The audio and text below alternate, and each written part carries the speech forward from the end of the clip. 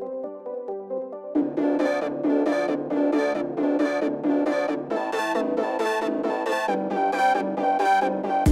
afternoon, everyone. My name is Essence Mack, and I'm president of Students of Color Alliance. And thank you very much for being here today on such short notice during your busy schedules. Fuchsius once said that everything has beauty, but not everyone sees it. This is an important quote because whether we like it or not, we are judged every day based off of snap judgments. We are judged on our facial features, our bodies, the way we talk, walk, dress, and act, all the while without anyone really knowing who we really are. Today, more than ever, women have succumbed to societal peer pressure to be perfect. If we do not fit the mold of what is considered to be beautiful, we are ostracized for it. This is a prevalent issue for women today. It is my hope that today that we can open minds and free ourselves from any preconceived notions that we have of women, but especially women of color. Because color should not determine beauty. Because beauty comes in all forms, colors, and sizes. Beauty is an inner thing that radiates out no matter what we look like. We are beautiful in more ways than one. So please help me welcome our panelists today. Tatiana Machado, Kim James, and Hamila Butler.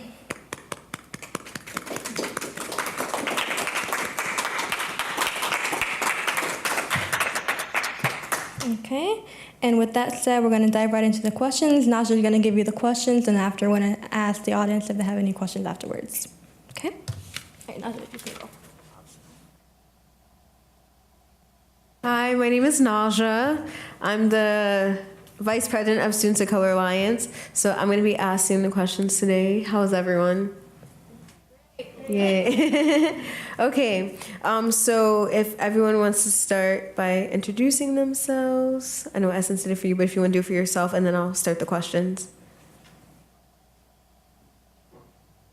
Sure, I'll get started.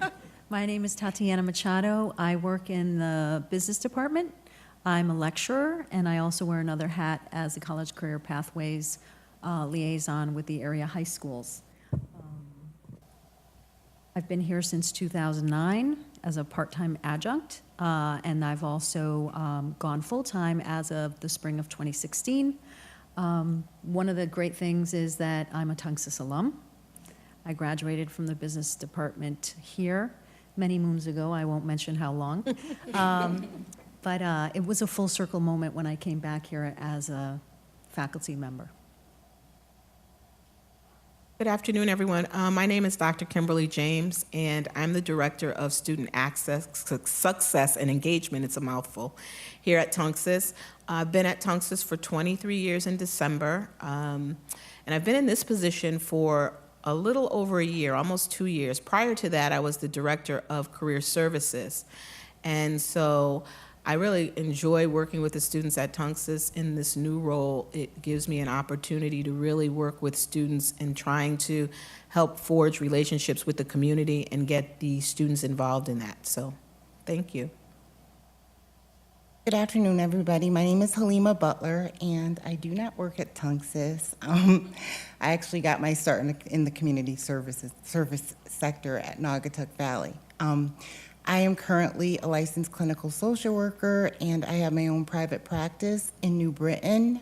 My experience with working with the community is that people have different perspectives, but it seems like we're all the same on the inside. Okay, thank you. Okay, so the first question is, what do you consider the standard of beauty to be in America today?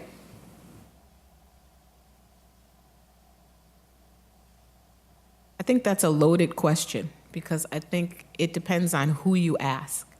The standard of beauty is judged by so many different, in so many different ways.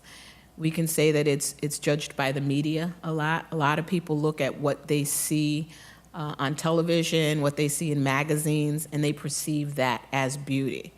I see the standard of beauty as the individual themselves, mostly from an internal perspective, because anyone and everyone has beauty within them. It's just a matter of tapping into the source of their beauty, which generally comes from the inside. And from the inside outward. You project that beauty outward, from your soul to your outer exterior. So I think that we all perceive beauty in different ways, but I do think it's a more inward experience than an outward experience. Having grown up in sort of the time that I've grown up, I've seen sort of evolve and change. And so I can honestly say that what was the standard when I was a child, it's a lot different now, in terms of being far more diverse. That for many people, it's kind of hard to understand because they don't think it's diverse enough. But I can kind of see how it's changed over time. I can honestly say that when I was a child, most of the people or the images that were available of what the standard beauty was they were very heterogeneous. They were very kind of the same thing. And now there's a lot of different perspectives and representation. And hopefully that'll only get better and better. I agree with what Kim was saying about outward beauty versus inward beauty and sort of how there's different perspectives, which was another thing that was brought up. And I agree with both of you. Standard of beauty is really subjective. Again, being somebody who grew up in the 70s, I think that the standard of beauty that I was held to as a child has totally changed as an adult. And throughout the course of the years, how it's affected the way I perceive myself has been tremendous. So again, I think that it really is subjective. I would like to think that everybody would judge beauty based on what's inside, but unfortunately that isn't the case. I think that we have made a lot of progress in what society perceives as beauty, but I think that there's a lot more work that needs to be done. Okay, thank you. Do you feel at all affected or influenced at all by America's beauty standards? So I have a lot to say about that. So let me kind of give you some context here. So my family immigrated to the United States in the 1960s with my sister, who was 3 years old, and they come from Bogota, Colombia. And so they moved to New York City. When I was 6 months old, we moved to Connecticut. We moved to Hartford. And I lived in the West End of Hartford, and so I'm a product of the Hartford public school system. And while going to school there, I saw a big change when I went from Catholic school to the public school system. And I did that in about fourth grade. Yeah, fourth grade. I went from Catholic school to public school. And it was kind of an interesting thing because when people met me, they didn't know how to classify me. So, for example, all my predominantly, let's say, white friends kind of noticed that, well, I wasn't white. But then all my Hispanic friends that hailed mostly from the Caribbean didn't think I was Spanish enough. So I was kind of wedged in this area of like not being enough on either side, which was kind of an interesting perspective. And I found myself often kind of doing my own thing. And that still happens a lot, even when I was mentioning to my students that I was going to participate in today's panel. They went, well, why are you on that panel? They made assumptions based on my name because my parents were a little wacky and named me a Russian name. I'm not Russian. And then my last name sounds sort of Italian or something like that, but it's not. It's actually Spanish or Portuguese. So having said all that, I often found myself kind of in between things. And so it was kind of a different perspective to look at, you know, I can honestly say growing up in the household that I didn't kind of classify people because I felt that people were trying to classify me and they couldn't. They couldn't classify me because I was kind of didn't belong in this box or didn't belong in that box. So it's really hard for me to say, you know, should there be a standard of beauty? It's whatever you want it to be. I definitely agree with the standard of beauty should be whatever you want it to be. I know growing up in my household, I was an only child growing up in my household, and my parents were very much open to telling me how beautiful I was, but where beauty really radiated from the inside and not necessarily the outside. But I can remember when I went to school, and in kindergarten, I can actually go back to remember when I was in kindergarten, when everyone, I was probably the only black child in my class at that time. And I can remember all of my friends who were white at the time, until I got until about the 3rd grade, they all had long, straight hair.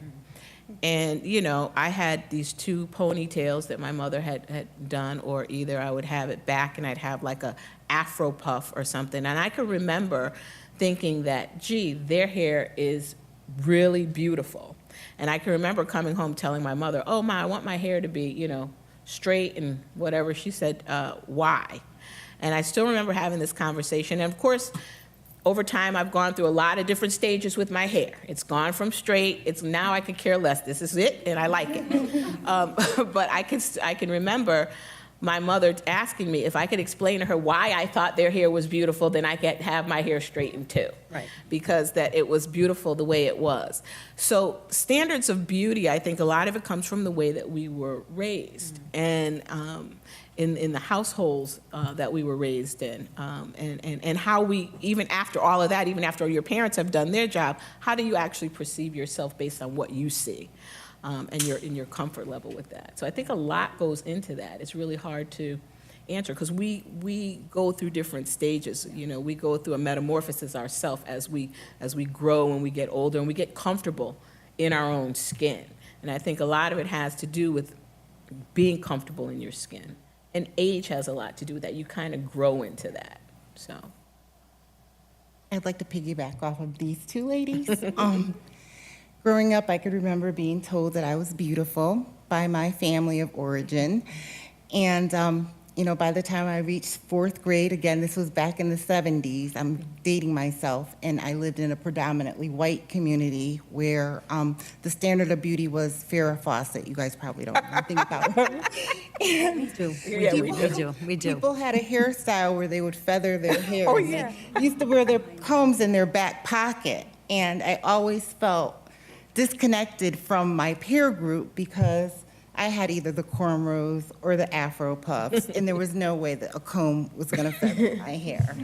So I can remember, and also I had a big behind. So back then, there were designer jeans that were designed for girls who were kind of straight.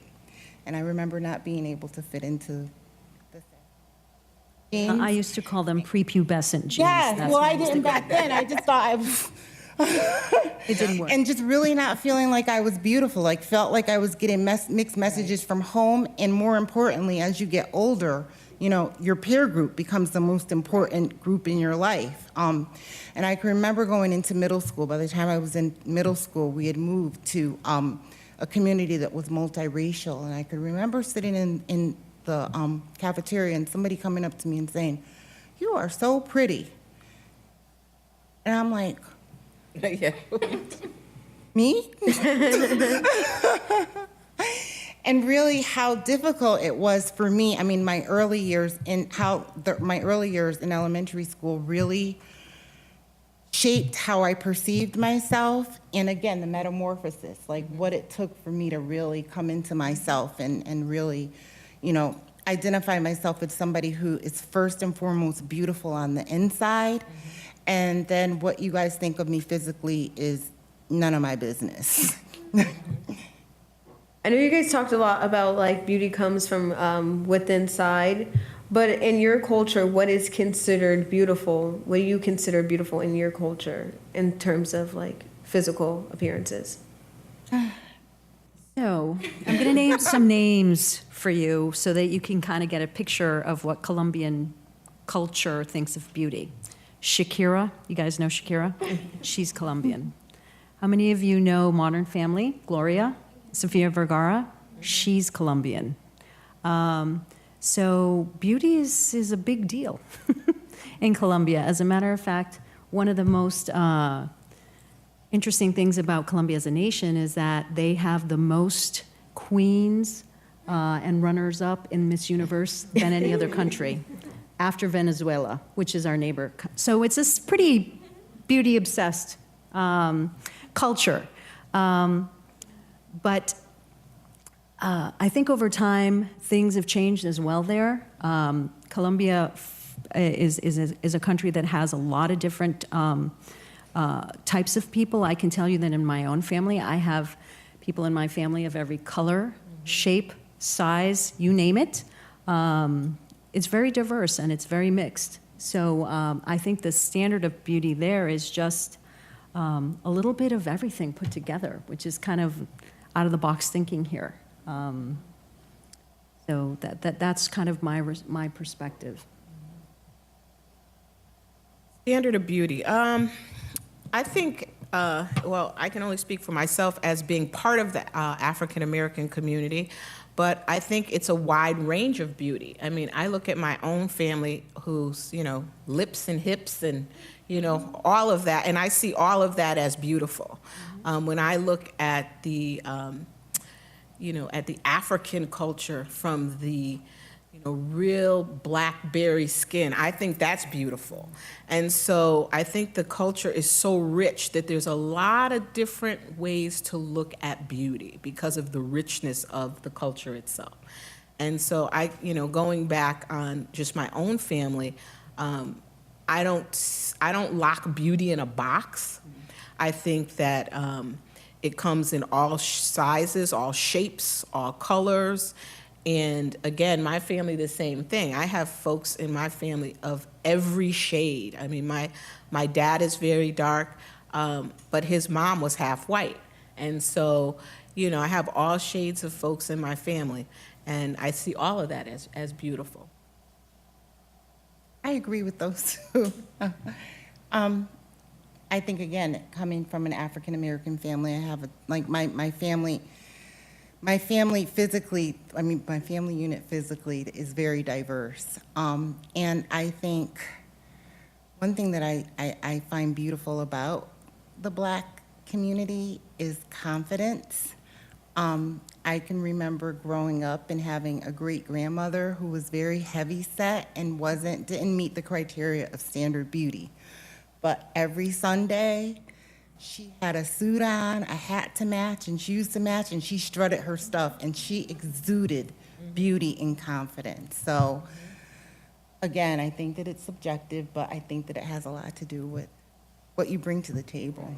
And watching those women in your family help to build your own confidence and self-esteem. My mother was 6 foot tall when that wasn't even popular. Okay, she was 6 foot tall. She wore a 12 shoe.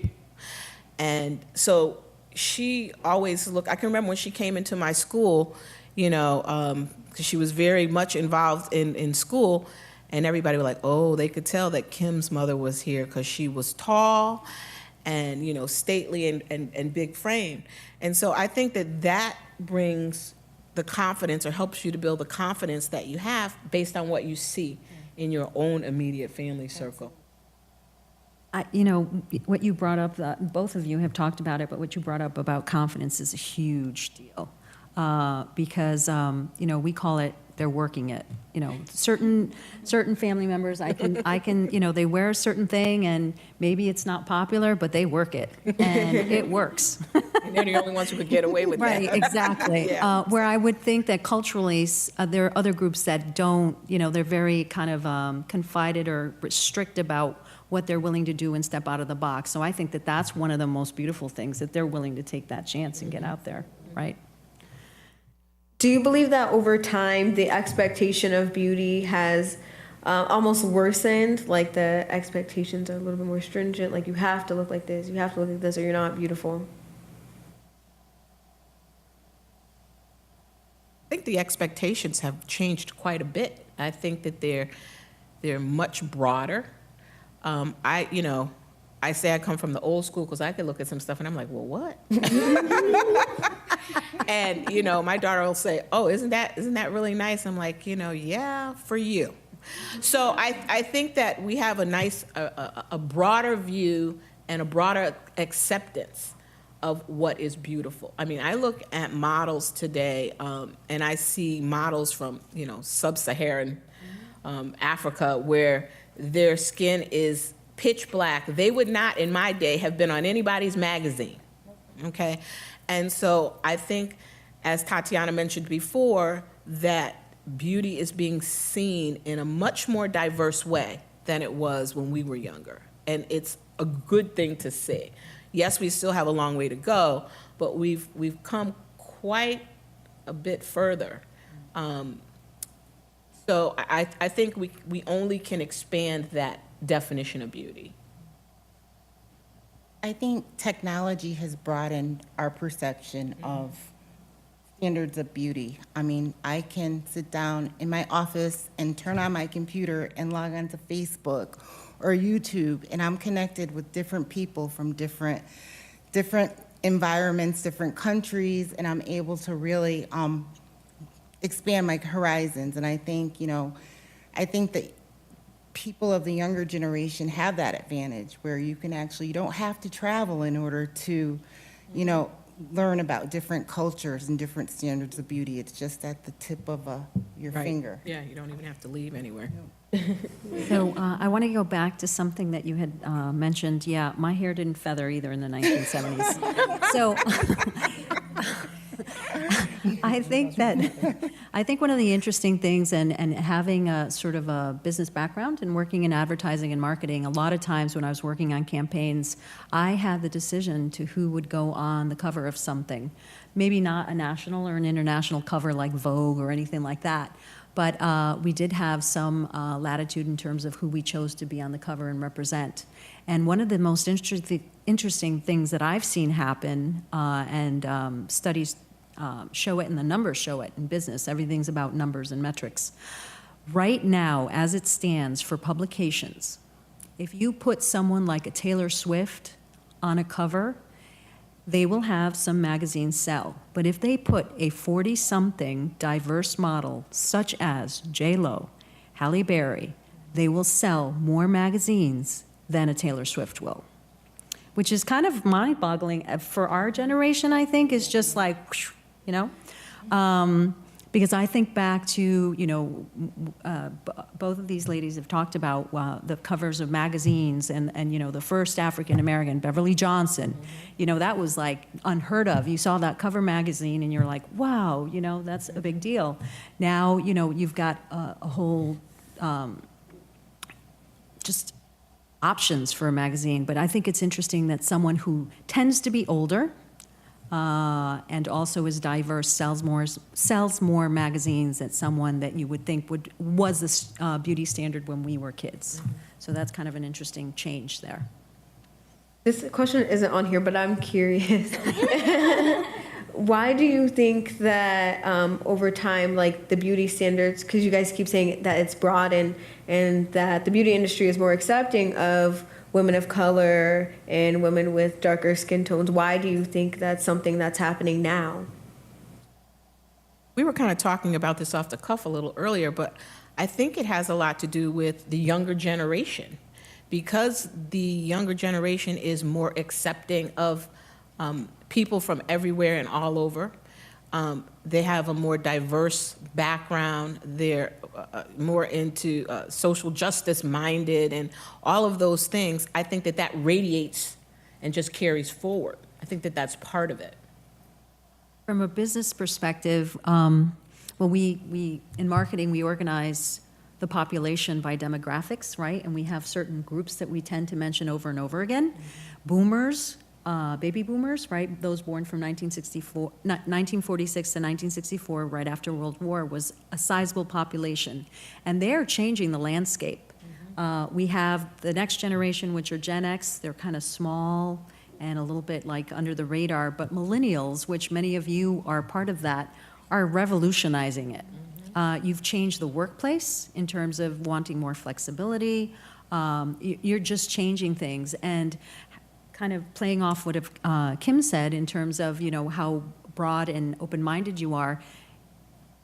Think about this moment 20 years from now, 30 years from now, and all of the effects and changes you'll see, and you'll go, wow, we've come a long way. This millennial generation, I think, is just really kind of revolutionizing everything. I agree. I think this millennial generation is, you guys are brave.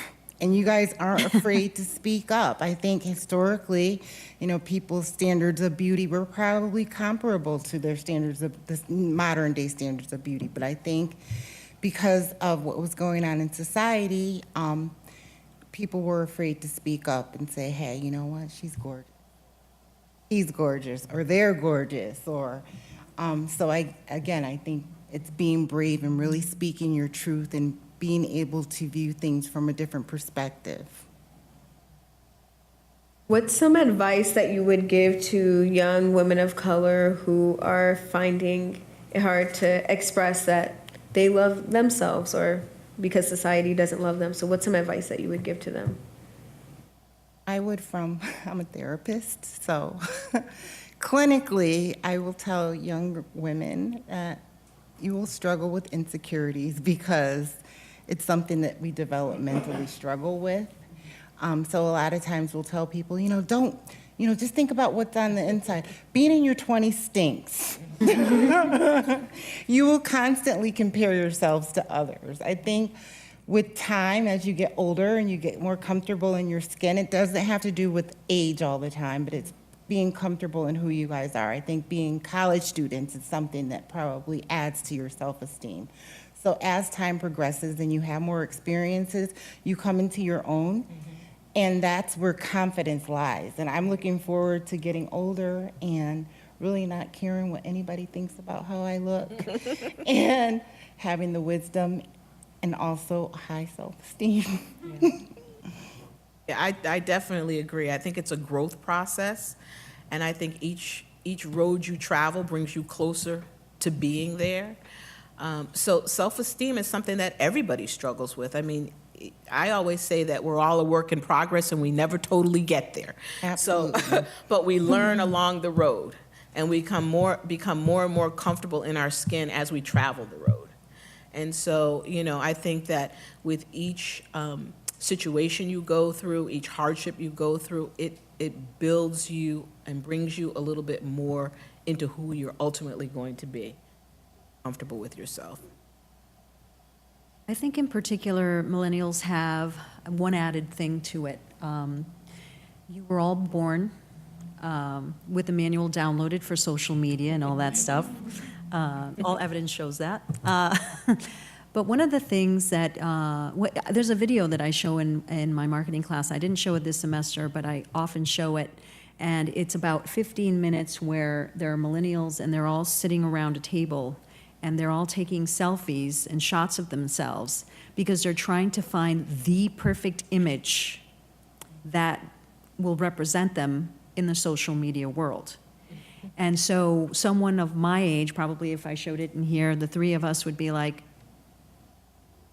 you've taken 50. I don't know what you're looking for, right?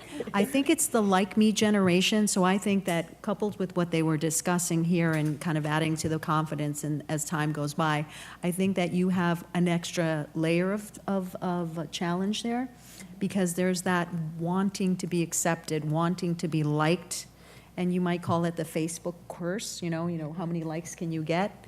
So I think that that's an added challenge for this generation here.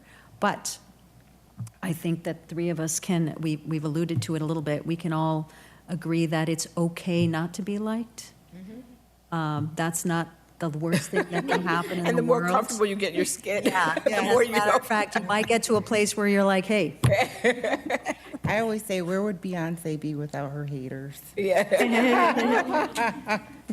So I think that that's an added layer that millennials have, and maybe generations beyond that, but Gen Z is a little too young to kind of. Okay, so at this time, we would like to open up the questions to the audience. Faith? Yes. You want to see that video? You want to see that video? Okay. Minute video. Okay. Festival. Okay. Yeah. So if I could get that email to you, I'll give Okay, you my well- email. Okay, so let me see here. I have to find where I had my notes. I apologize. One of the things you had mentioned was how if you put a 47 20-year-old woman like of color on the cover of a magazine, she would sell more than like Tay Tay. Do you think that has to do with the fact that she has been around longer and has a greater like reputation too, and like more people are like, oh my God, J-Lo kind of status? Like, I'm not saying that the diversity and acceptance has nothing to do with that, because obviously, like, she wouldn't be on the cover Yeah. in like 40 years ago. But do you think that? I think it's aspirational. Yeah. I think it's more of an accomplished woman at that point. Not to say that, you know, someone like Taylor Swift doesn't have accomplishments. Obviously, she has many accomplishments. Hasn't been around as long. Over time, you Yeah. know, I often find I have 2 boys at home. And so we talk about music a lot. And I remember when, for example, there was an artist that had passed away, and, you know, it just, and, you know, Michael Jackson, when he passed away and they started playing his music, I was like, oh, you know, that was the soundtrack of my life. And I went back to that, and we talked about the fact that there's a great appeal to someone that has a lot of substance to back them up. So I think that that might be an appeal of someone older, has a lot of, you know, experience, probably been around longer in the sense that they've been visible in their lives, and maybe that's the appeal. But there's something about a confident woman who knows who she yeah. is that is very appealing. Yeah. And one thing, I'm sorry, did either of you want to add No, to that? I agree with what Tatiana said. I think that the fact that she eludes that confidence too, and then it shows in every aspect of her life, and that it comes through in the camera, that's attractive in itself. And then there's a lot of women our age who are purchasing those magazines because of it. And the boomers. The market share, the market share of us is heavy. Yeah. And then this is the last thing. Right now, a lot of the issues that I've been hearing from people like my age are the fact that there aren't like a lot of skin tone matching underwear, or like friendly, like person of color friendly makeup tones and stuff like that. And this is something that none of you had mentioned. I thought that was interesting. Was that not a problem for you guys growing up? Like you women growing up, or? Getting a Band-Aid that has the same. Oh yeah, that too. But they have those now. But like, It was a little difficult, but we did have a couple of cosmetic companies that catered towards black skin. Florrie Roberts was one that was dedicated toward black skin. Johnson products were dedicated towards black skin. They were also the owners of Ebony Magazine and Jet Magazine. So we had a couple of magazines that I grew up with where I could see people that looked like me that were classified as beautiful. yeah.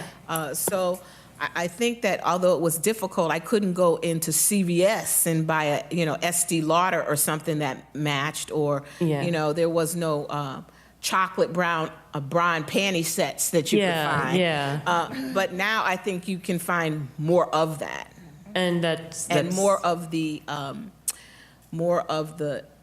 popular brands sell it across the brand. I Yeah. mean, they have, Queen Latifah, who advertises for a certain brand. I can't remember which one. And so you see more and more people of color crossing over into those popular brands, and they're making those makeups and things now. It's also more accessible. Right. and the apple bottom jeans too. Well, right? yeah. That's what I was thinking of. They're now making jeans in curvy. Yes. Ooh, yes, yes. Curvy is the new orange. Yes. No, I remember the first time I walked into, at the time, I'm dating myself, G Fox, which is, G Fox was a, department store in Hartford. And I went to get, for the first time in my life, foundation. And I was there, and they were trying to match what my skin color was. And it was really kind of an interesting thing. And the older I get, the more I remember that conversation, and the more kind of, not upset, but I realized what was happening. I guess at the time I was a little naive, but they were looking at me and they're like, oh, we think that you are what, I don't remember the name of the color, but let's say, I don't know, ivory or fair or something like that. And then we started talking and they asked me what my background was. And immediately, by me stating what my background was, they changed my race within like 15 seconds and said, you can't possibly be this because of whatever. And I thought to myself, what just happened here? You know what I mean? What was that? I'm not really sure what that happened. And my cousin was with me, and she has olive complexion. And so the funny thing was that they immediately kind of grouped us and they gave us, we went home and put that on and looked at ourselves. It was nowhere near what it had to be. But just because of their kind of perception of us and sort of what we stated, that happened. So my mom was like, we're going back and I'm going to speak to this woman. And I was like, no, I don't want to go. This is so embarrassing, because I was a teenager. But yeah, so it's interesting, the makeup thing. Yeah. Yeah. I know someone wanted to say something about Fenty Beauty. Yes. I can bring it back to you if you actually. Oh, Okay. I didn't even know there were. That Rihanna? oh, Rihanna's new. Yeah, Rihanna's new. I'm like on the spotlight right now. Yeah. Yes. I'm gonna take a seat.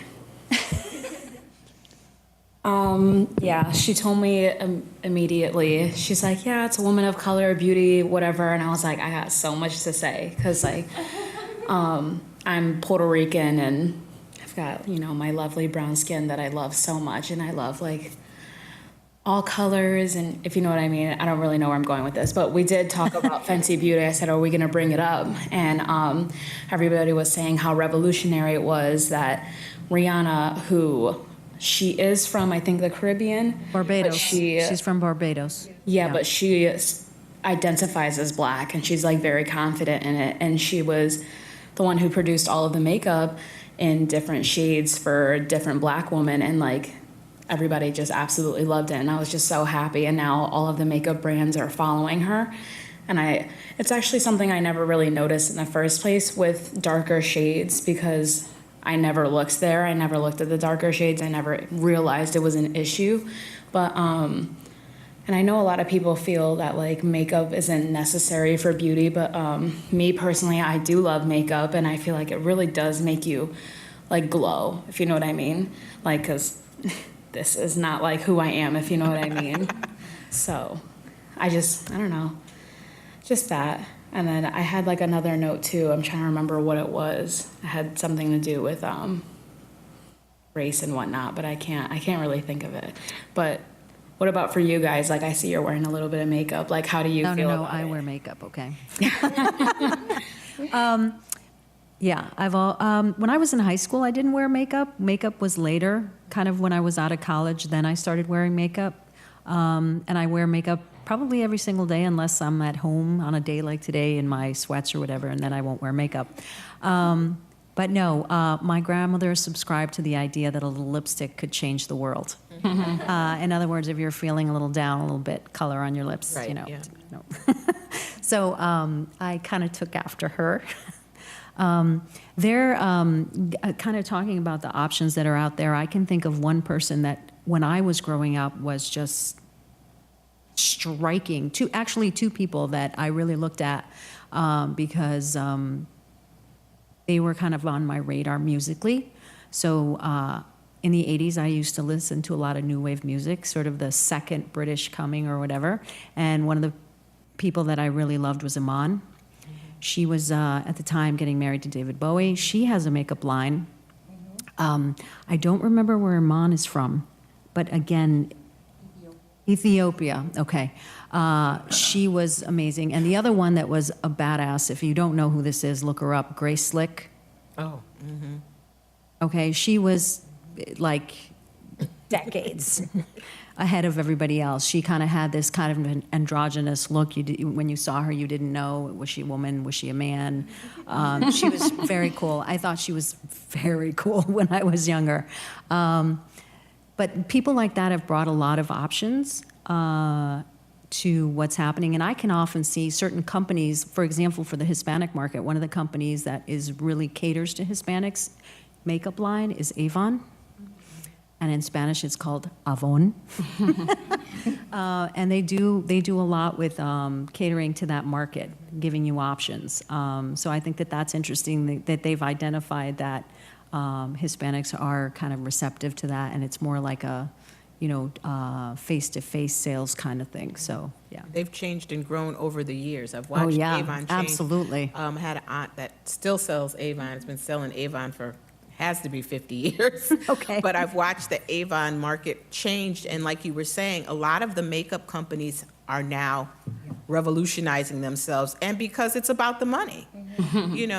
They know where their market share lies. They've got to do something in order to obtain that market share. So, they're developing foundations and all kinds of things for women of color. I actually remember what I was going to say. It was talking about with the Colombian celebrities. Yes. So I was telling my friend back there, I said, actually, with Sophia, my mom had told me that I guess Sophia is actually naturally blonde, and they make her dye her hair because she doesn't look Spanish enough. Yeah, she went to Hollywood when she was right after she was first discovered in Colombia. She was discovered on a beach. And she was with her parents, and a guy came up to her, a photographer, and said, "I can make you famous." And her father said, "Get away from my daughter, you creep." But she's a blonde. She's naturally a blonde, but she could not get a part because Hispanics can't be blonde.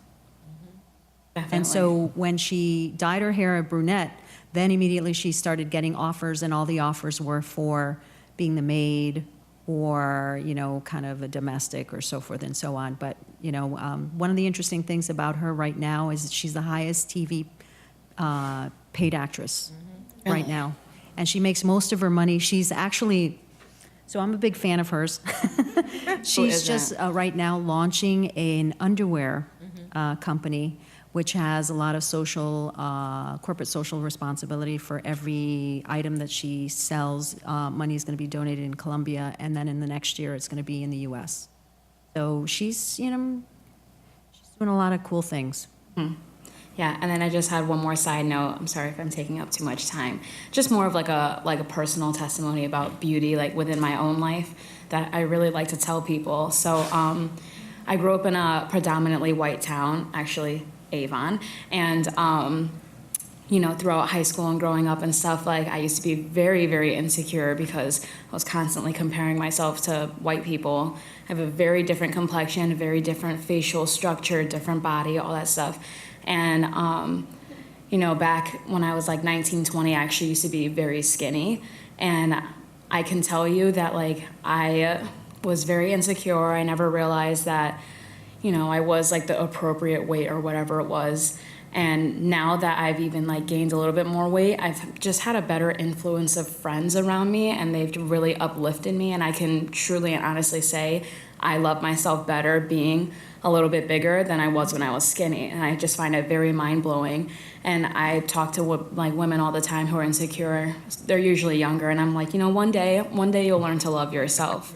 And yeah, the media doesn't very much help with that, because obviously we know what the Spanish, I want to say, beauty standard is, which is like very tiny waist, big hips, big breasts and stuff. But in reality, big hips and big breasts also come with, a little bit more chunkiness, but that's okay. And I feel like standards are starting to accept that more. Like we see a lot more plus size models and all of that stuff. So I think we're going in the right direction, like you were saying before.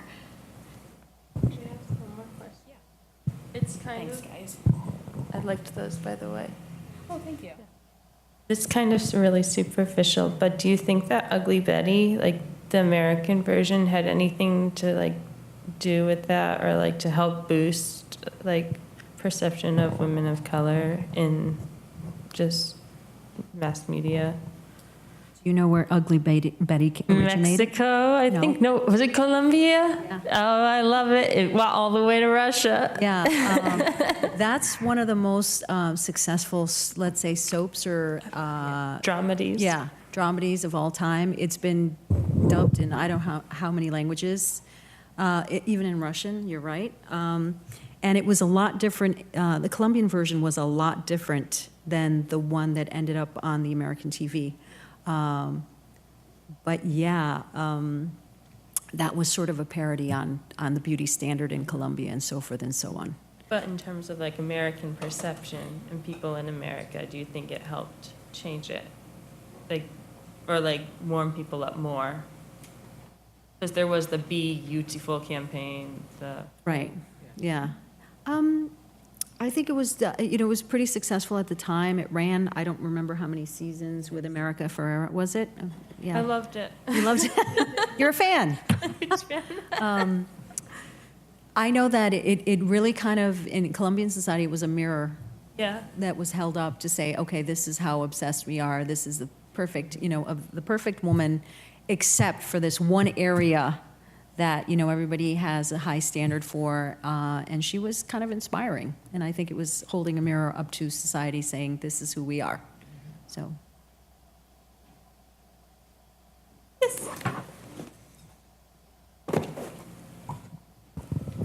I'm old, okay. Is that your disclaimer?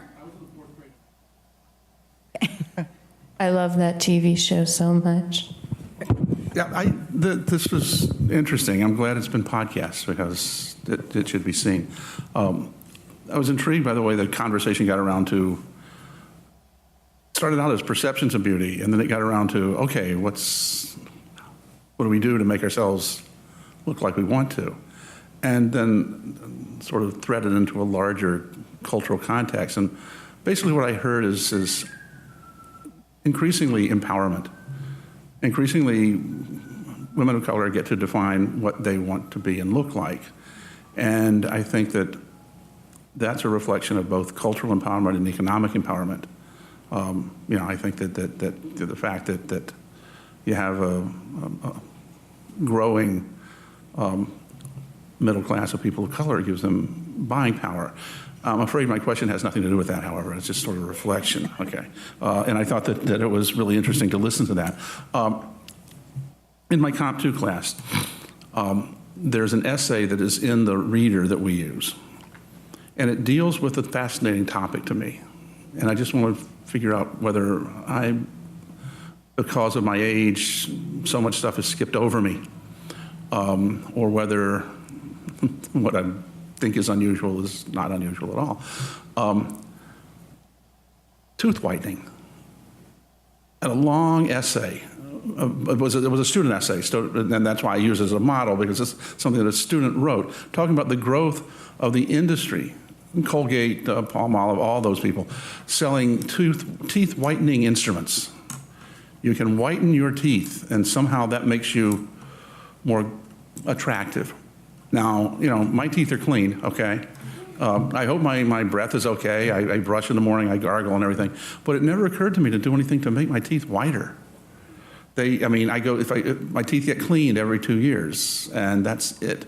But I was surprised to find out there's apparently this industry that is devoted to convincing people that they need to buy stuff that will make their teeth whiter. And that was news to me. And I just wanted to, that has nothing particular to do with people of color, but I just wanted to find out about that because it is a cosmetic thing. So, do we buy things that whiten our teeth? Yeah, I think it's generational. For example, when you get to be a certain age, you look at trends differently, I think. I think that I'm speaking for the norm. The younger you are, the more trendy you tend to be. And I think you get to a point where you know what works for you. You know your body. You know what you can get away with and not, what looks good. And so we kind of adapt what are the things that work for us and what don't. And I think that comes with time and with confidence. And I think teeth whitening is one of those things that came and it's generational, as many other things. For example, right now in the beauty standard, the emphasis is on the eyebrows. That's a new thing now that's happening, right? The eyebrow thing. So as someone who's always had like kind of bigger eyebrows, I kind of ignore that trend because I feel that if I did anything about my eyebrows, it'll only make it more prominent, and I don't want that to happen. But I think that's what's happening with teeth whitening, and it's also cultural. If you travel to different countries in the world, there's not that emphasis. Just as long as I think the standard is just as long as you have teeth and they're healthy and Right. clean, Yeah. it's okay. But they don't have to be sparkling white, you know? You don't have to be the Osmond family. So I'm showing my age as well, right? You know, The teeth whitening trend I've noticed too. I mean, the other day I went to CVS just to buy toothpaste, and every toothpaste has whitening in it. I mean, it's almost difficult to find a toothpaste that doesn't have a whitening agent in it. Yeah. Even the mouthwashes all have whitening Whitening, agents yeah. in it. So, you know, while I do see it as a trend kind of thing, and of course, companies pick up on that trend and they make everything for that. And I think that's what's happening. yeah. And I also think that we live in a society where we're never good enough. And there's always something external, some quick fix that's going to make us better and make us happier. And so, Yeah. Maybe it's tooth whitening. yes, whatever, yes.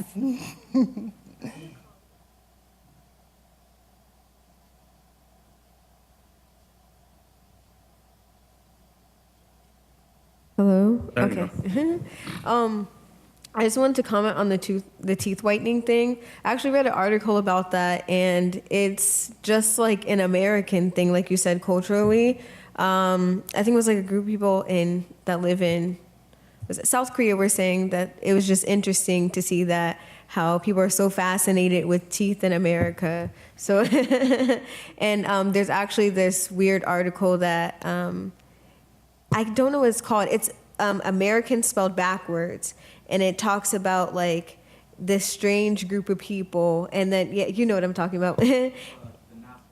Yes, so you read it, and then Yeah. there's this part where it talks about how they pull their teeth out and they like store it somewhere. I can't even remember the full thing, but it talks about the obsession with teeth in it, and then you come to find out at the end of the article it's Americans. So I thought that was interesting, and then. Oh wait, I have another comment. But if you want to go, okay.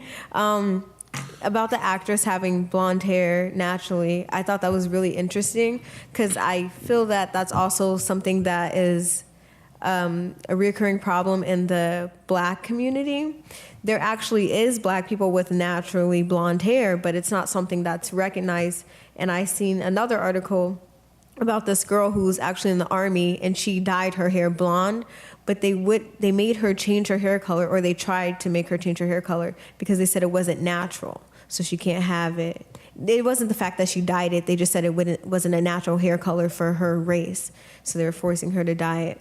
But I think that other than that, people have become more accepting of it. Like there's this really big thing on social media going on right now with darker skinned Black women wearing blonde hair and being confident in it. And I think a lot of that has to do with people like Tyra Banks and Naomi Campbell, kind of just who broke barriers for Black women in the 90s and early 2000s, saying you can do this. And Tyra has green eyes. Like, yeah, you can be Black and have green eyes. You don't have to be mixed to have this physical appearance or attribute on your body. So I just wanted to comment on that. But you want to say something, please?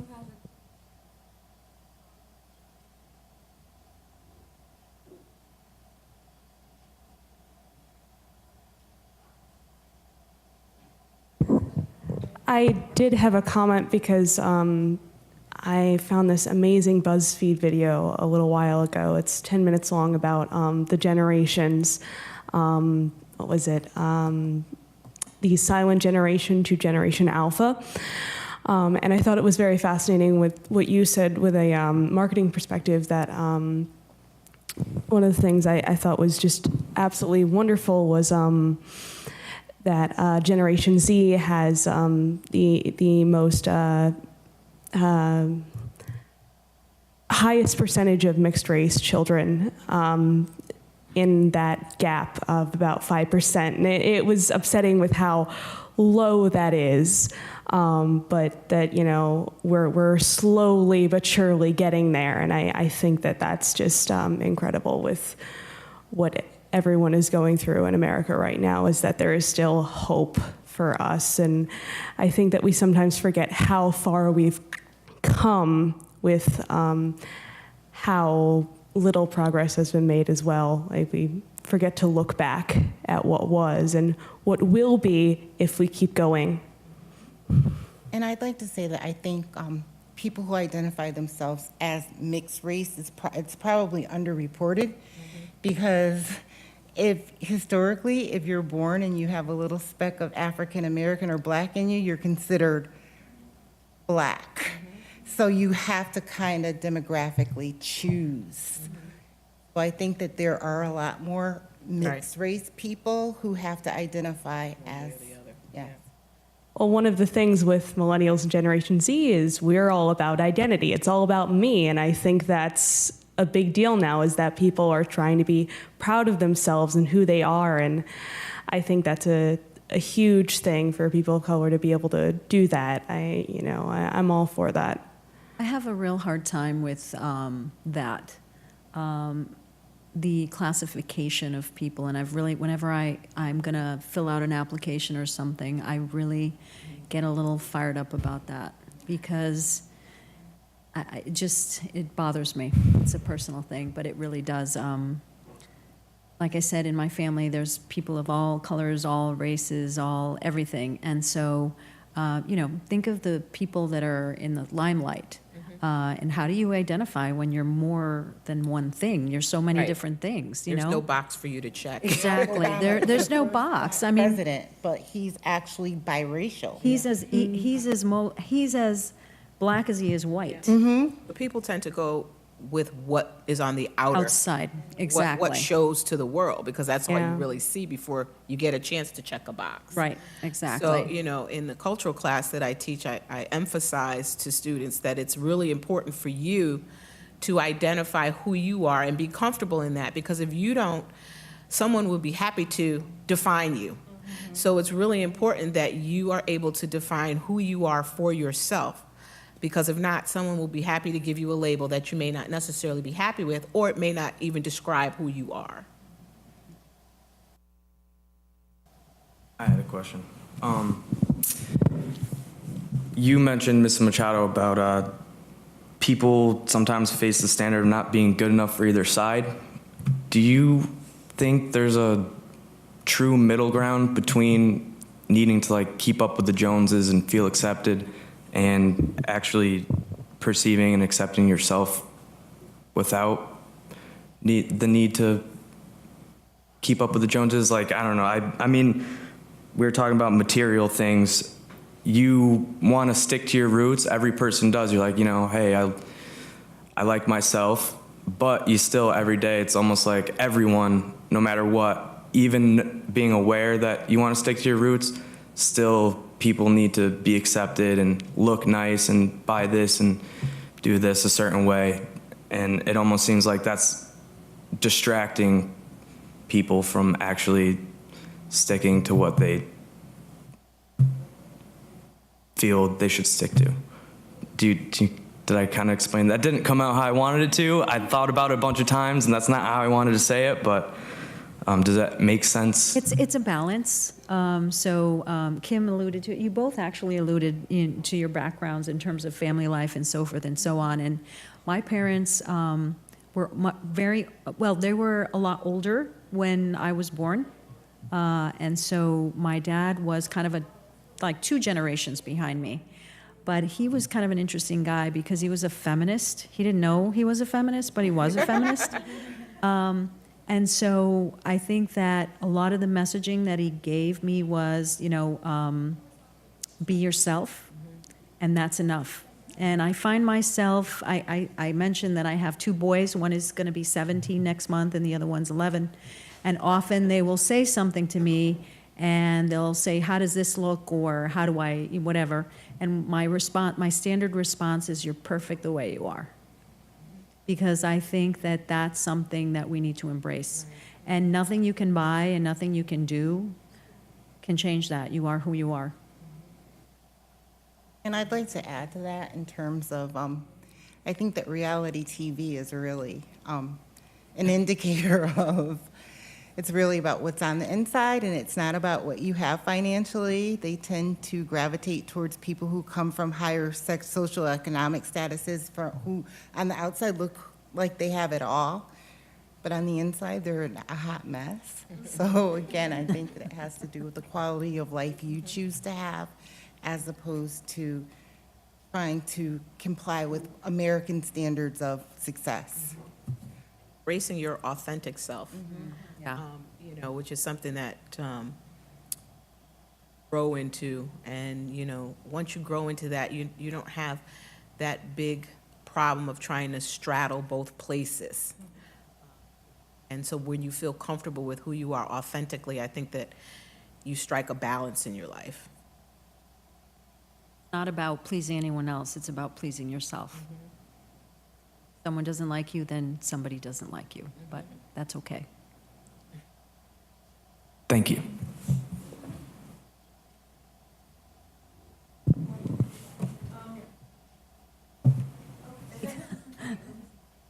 Okay, so we're gonna begin wrapping up the panel. So if anyone has any questions after Faith, then we can pass the microphone to you. You do?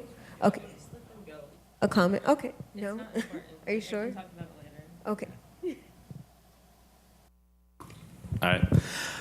I just want a quick comment. You were talking earlier about if you're people that are mixed race, they'll usually just be pushed into the category of whatever's on the outside. They'll just be called black or white if they look more like that. Just my dad, he grew up in the 70s and 80s in Burlington, Connecticut, so it was really not that many minorities he grew up around. And he had a neighbor that they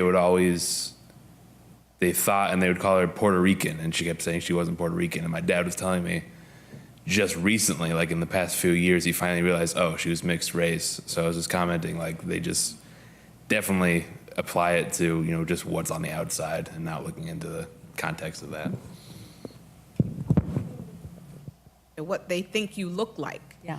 And so, you know, that's another reason why I said it's really important for people. Don't mind you asking them questions about their background, about their race.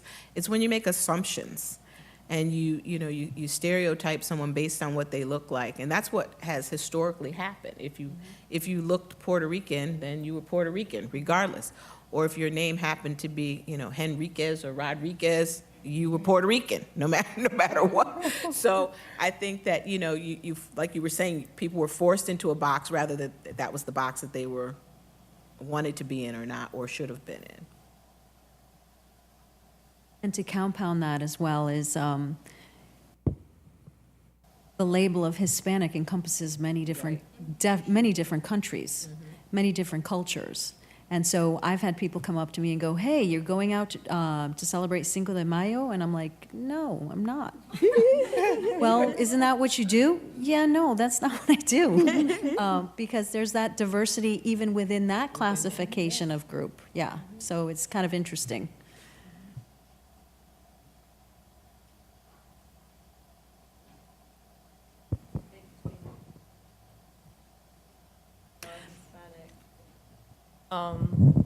Is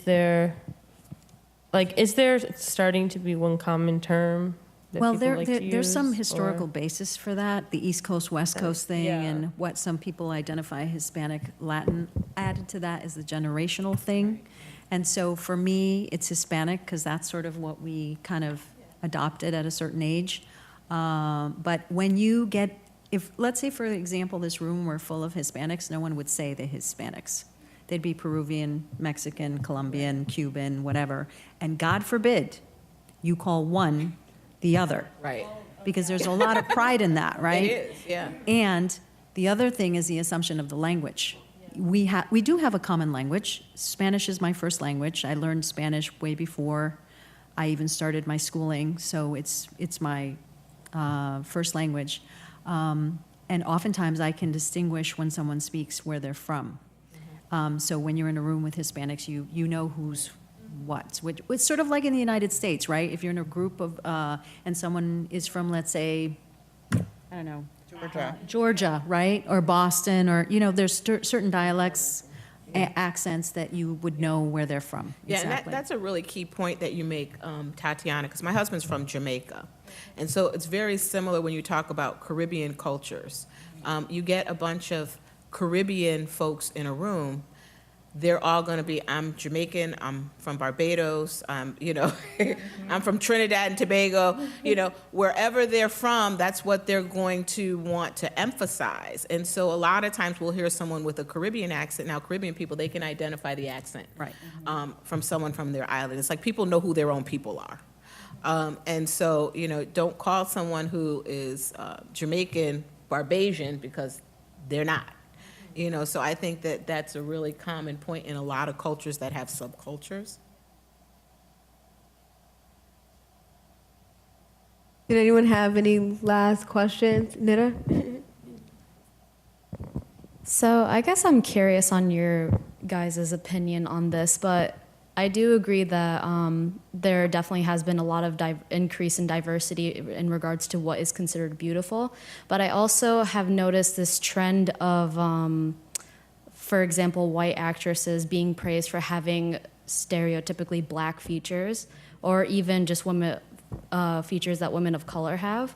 Like Iggy Azalea having a large behind, or another woman having like cornrows, a white woman having cornrows or braids, such and so forth. So what, have you noticed that yourself, and what is your opinion on it? I think that that's happened historically. I just think that because of technology, I think that it's more prevalent. I mean, dating back to my era, or even women getting suntans. And people who have really straight hair getting perms, the curly perm, so that their hair is. So again, I think that that's something that has happened, but because it's more advertised, it's become more prevalent. I think there's some stars, to go back celebrity, I think one of the stars that has kind of done a lot of that is Kim Kardashian. And Kim Kardashian, I remember when she first came out, people didn't know how to classify her in terms of, well, what is she? Because that's always like the first thing that, well, what is she? And she has a body type that you might kind of make some assumptions. And she's done a lot of things like, to kind of play on that. And I've often found that a lot of the stars are kind of doing that to kind of, maybe we live in the age of attention to get attention. Doesn't always work out for them. Sometimes there's a backlash. So it's kind of interesting, but I have noticed that, and yeah. Or enhancing their body type so that they look more ethnic. Right. You find folks getting collagen in their lips and, having cosmetic surgery to make their behind bigger, or, getting the permanent kind of tanning going on. So, yeah, there has been a trend that has been very noticeable of folks trying to look more ethnic.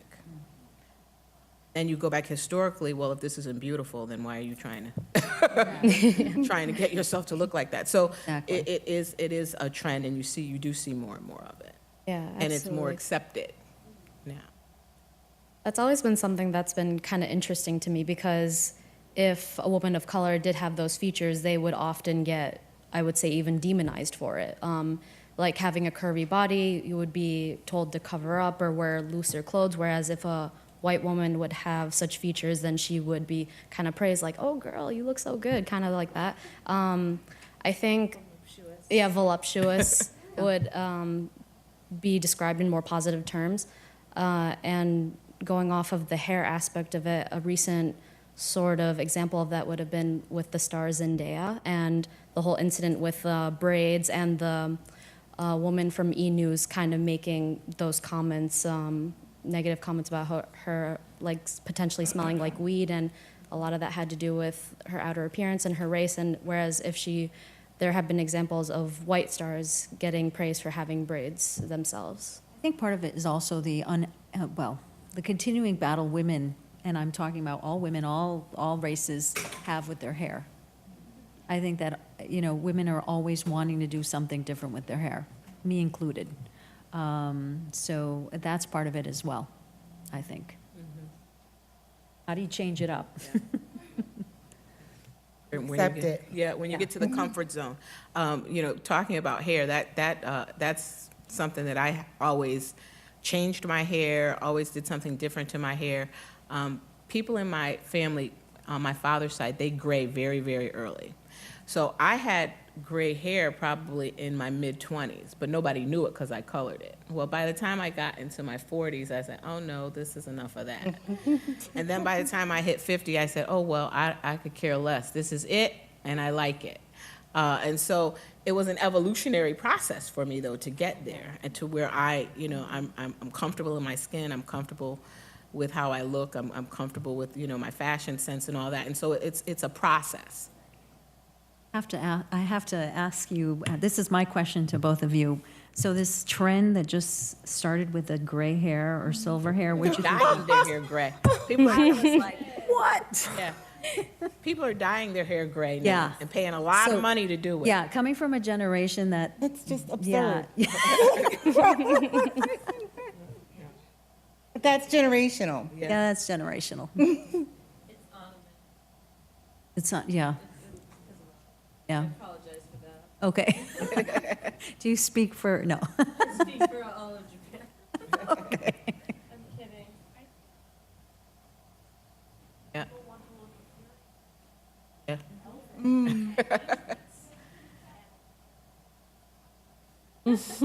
Who would have thought? I think I'm not going to follow that trend. So have I. Okay, so we're going to wrap it up. We want to thank you all so much for coming to the panel and all the questions that you guys asked. And we especially want to thank you guys for coming and answering these questions, taking time out of your day. Yeah.